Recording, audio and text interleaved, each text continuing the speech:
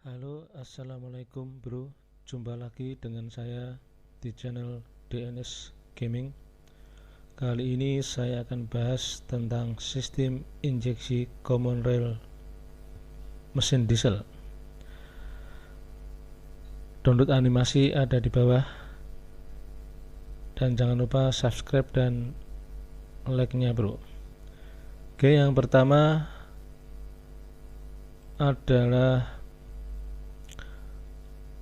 penjelasan tentang dari komponen common rail itu sendiri.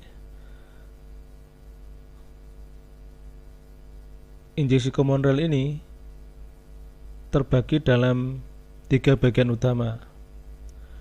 Yang pertama adalah bagian penyaluran udara atau air induction system. Yang kedua adalah ini kelompok bagian penyaluran bahan bakar atau full system. Yang ketiga adalah bagian kontrol elektroniknya atau electronic control system. Berikutnya, bagian kontrol elektronik system ini juga memiliki 3 bagian utama. Yang pertama adalah kelompok sensor-sensor, yang ada SS-nya ini, sensor-sensor atau input. Yang kedua adalah kelompok aktuator atau output, ya, yang ditandai dengan garis-garis line warna merah. Yang ketiga adalah ECU-nya atau ECM. Oke bro, kita bahas satu persatu. Yang pertama bagian penyaluran udara. Komponennya terdiri dari pertama itu udara sendiri, kemudian adalah filter udara, kemudian berikutnya di sini masuk ada turbocharger, ya, fungsinya untuk sebagai kipas untuk mendorong udara, ya, mendorong udara masuk ke intake manifold, dan juga mendorong udara nanti masuk ke sistem EGR. Ini untuk menambah daya mesin ini bro. Kemudian ada berikutnya adalah saluran masuk ini, kemudian saluran throttle, kemudian ke intake manifold, kemudian menuju ke ruang bakar. Selanjutnya sisa pembakaran masuk ke exhaust manifold, kemudian ke saluran sistem EGR ini. Nanti dia membuka dan menutup, memberikan sisa gas pembakaran yang belum terbakar sempurna, yang ada NOx-nya ini dimasukkan lagi ke intake untuk dibakar ulang lewat sistem EGR, yaitu exhaust gas recirculation, ya, sistem untuk memasukkan gas pembakaran yang belum terbakar sempurna kembali ke intake manifold. Berikutnya ada saluran VGT. Ini adalah valve gate turbochanger. Ini ya, membuka dan menutup saluran turbochanger sesuai perintah ECU-nya. Berikutnya ke turbocharger-nya bagian saluran buang, kemudian ke saluran knalpot, terus terakhir muffler, dan nanti dikeluarkan menjadi gas buang. Itu bagian sistem penyaluran udara. Sekarang masuk ke bagian sistem penyaluran bahan bakar. Yang pertama ada tangki bahan bakar atau full tank, kemudian ada full line, yaitu selang penyalur, kemudian ada full filter dan water sedimenter. Nah, ini full filter berfungsi menyaring solar dari kotoran. Untuk water sedimenter berfungsi untuk menyaring airnya, kandungan air dia diendapkan di bawah. Kemudian ada ini kesini ada full pump atau feed pump, ya. Ini untuk memompakan atau mengisap bahan bakar dari tangki nanti menuju ke supply pump lewat full pump. Ini tekanannya biasanya rendah. Kemudian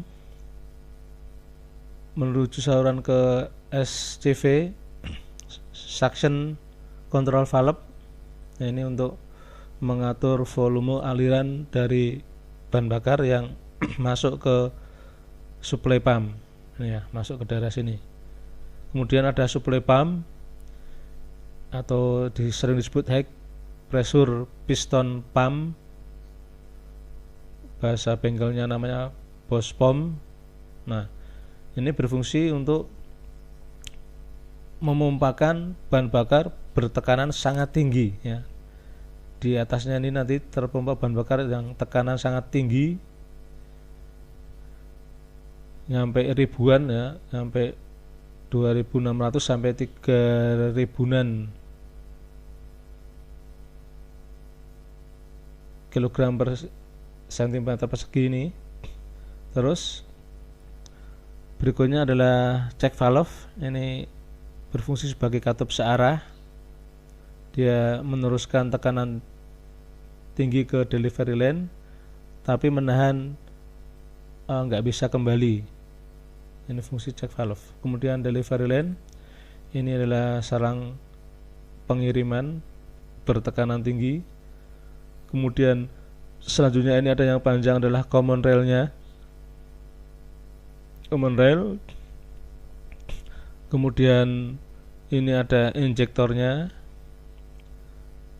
yang menyemprotkan bahan bakar ke ruang bakar sesuai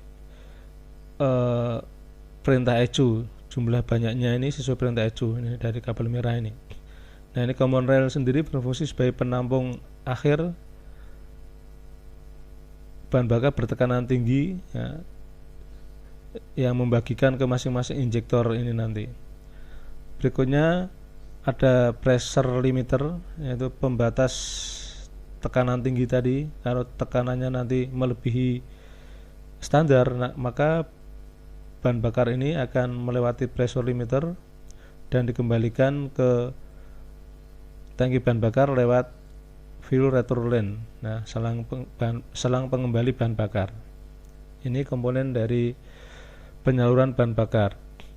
Berikutnya yang terakhir, bagian ketiga, yaitu bagian kontrol elektroniknya, bro. Ini sangat lumayan banyak. Yang pertama adalah kelompok input atau sensor-sensor. Kita urut dari sebelah kiri. Ini ada FTS, itu adalah fuel temperatur sensor ya. Sensor dari temperatur bahan bakar itu diukur dan dikirimkan ke ECU. Berikutnya ke sini ada sensor WTS ini ya, yang intinya sensor itu yang jalurnya warna biru, water temperature sensor. Ini untuk mendeteksi atau mengukur suhu mesin, dikirim ke ECU. Kemudian bawahnya ada sensor CPS, crank position sensor. Jadi posisi crank nanti akan dideteksi atau diukur dan datanya dikirim ke ECU. Kemudian berikutnya ada sensor CRPS ini ya, Common Rail Pressure Sensor. Jadi tekanan di dalam common rail ini akan diukur oleh sensor CRPS ini. Datanya diberikan ke ECU. Kemudian ada sensor APS, akselerasi position sensor. Nah, ini sensor pedal gas. Jadi untuk mengukur seberapa besar injakan pedal gas. Jadi ini sistemnya sudah sistem otomatis. Jadi contoh misal seperti pakai potensio kalau di elektronika itu potensiometer. Jadi dia menginjak, dia akan memperbesar nilai hambatan dari potensio dan nanti akan dikirim ke ECU. Jadi tidak memakai kabel lagi ini, bro, sudah memakai otomatis sensor. Berikutnya ada sensor AFS, air flow meter sensor ya, untuk mengukur jumlah banyaknya udara yang mengalir ke intake ini. Kemudian ada sensor ATS, air temperatur sensor, mengukur atau mendeteksi suhu udara di intake manifold ini di daerah saringan. Berikutnya ada sensor yang kelompok bawah ini bro, CMPS. Ini ya cam position sensor. Jadi cam angle position sensor. Ya ada di daerah poros cam, daerah atas kepala silinder. Kemudian ada speed sensor, sensor kecepatan kendaraan. Kemudian yang terakhir ada kelompok on-the signal, jadi sinyal-sinyal lain yang mempengaruhi sinyal starter, sinyal AC dan sebagainya ini. Itu grup dari sensor bro. Kemudian ada grup aktuator yang dengan jalur warna merah. Yang pertama kita lihat ada SCF tadi ya, suction control valve, berfungsi mengukur atau membatasi jumlah bahan bakar yang masuk ke supply pump ini. Kemudian ada aktuator pressure limiter tadi ya, membatasi tekanan tinggi di dalam common rail.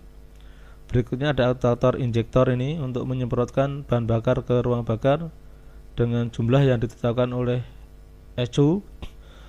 Kemudian ini ada glow plug-nya untuk pemanas tambahan jika diperlukan. Kemudian ada relay yang meng-on-off-kan mungkin sistem di penyaluran bahan bakar dan sebagainya. Kemudian ada kelompok sweep valve atau SV ya. Ini ada SV GTA, sweep valve gate throttle. Ini yang mengatur membuka nutupnya katup throttle. Ini sweep valve EGR, exhaust gas recirculation. Ini yang mengatur membuka nutupnya katup gas buang yang masuk ke intake. Kemudian ada sweep valve gate turbocharger. Ini ya yang mengatur membuka nutupnya pompa atau kipas turbocharger. Berikutnya ada output atau aktuator mal indikator lamp, malfunction indikator lamp. Ini ya untuk mendeteksi, memberitahu ada gangguan, kalau ada gangguan di sistem EV injeksi ini.